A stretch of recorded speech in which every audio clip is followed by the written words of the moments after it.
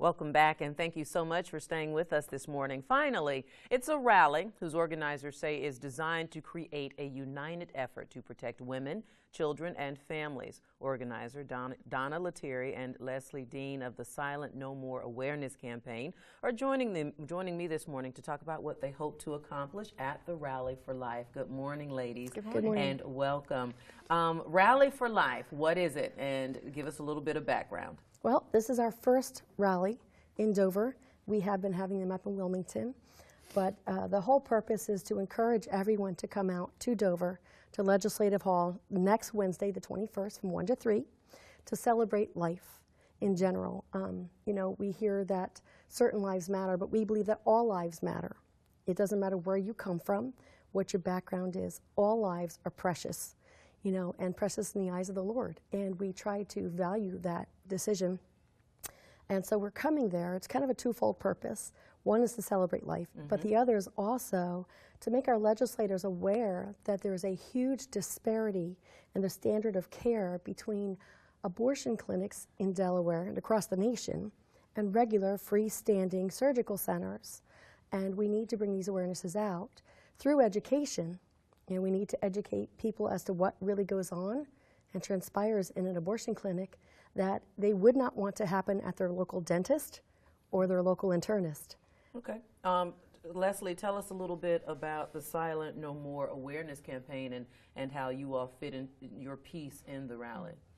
Well, across the nation we have thousands of men and women who share their testimonies because they have been through abortion. And I am a woman who's experienced 2 abortions and experienced the symptoms that are across the board obvious in almost every person who's had an abortion. And those symptoms can be very devastating.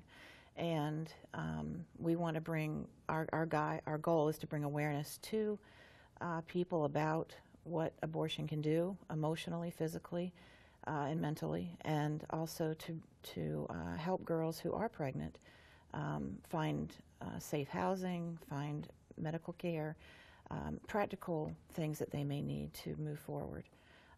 I've known Donna for years. I did a 40 Days for Life banquet with her, and we have the same goal, and that is to get the truth out, to educate people on the truth, and to help them know that there are other choices.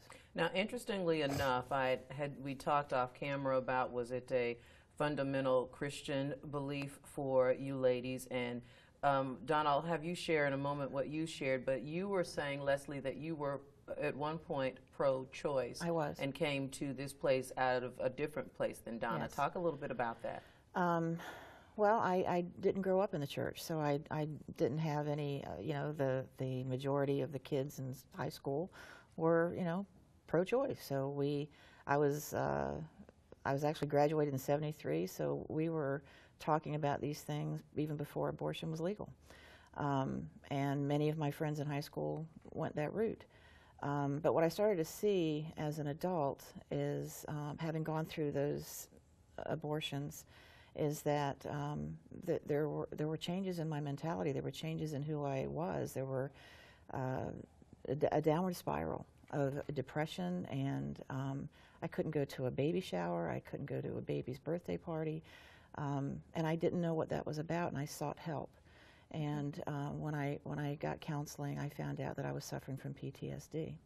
And there is also a correlation between girls and women who have been abused as a child, be it mentally, physically, sexually, or emotionally, and their decision to have an abortion later in life.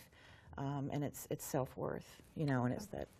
Now, Donna, I want to give you a chance to incorporate your answer, but also incorporating, what do you say to someone who is sitting there maybe yelling at their TV, but it's my choice, it's my right to choose for my body?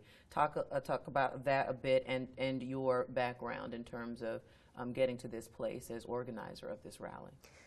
Well, when I was young, I was very judgmental against single moms, and then I became a single mom at 23, and my whole outlook changed. But the more I got involved into it, the more I understood, the more I educated myself, on the effects of abortion, not just on the woman, but the guy, the boyfriend, the family, and the generations in society alone, I was just torn apart.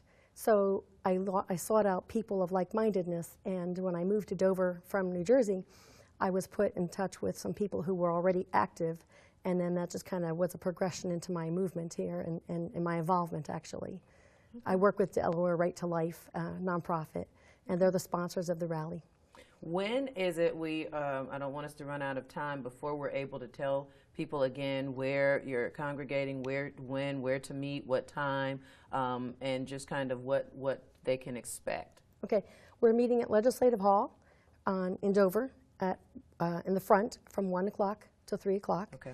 They're basically going to hear a couple speakers, and then they'll be given some handouts, and we're encouraging them to go to their legislators and let them know that we need to make some significant changes in Delaware. All right. Thank you, ladies. We are out of time. Thank you for sharing this morning your personal lives, your stories, and also about the rally. Appreciate it. Thank you. And thank you for watching Good Things Delmarva. Remember, catch us here every Sunday morning. If you have good things to share, email me, Lanita_Wesson at WMDT.com. Have a wonderful and purpose-filled day, and we'll see you next week.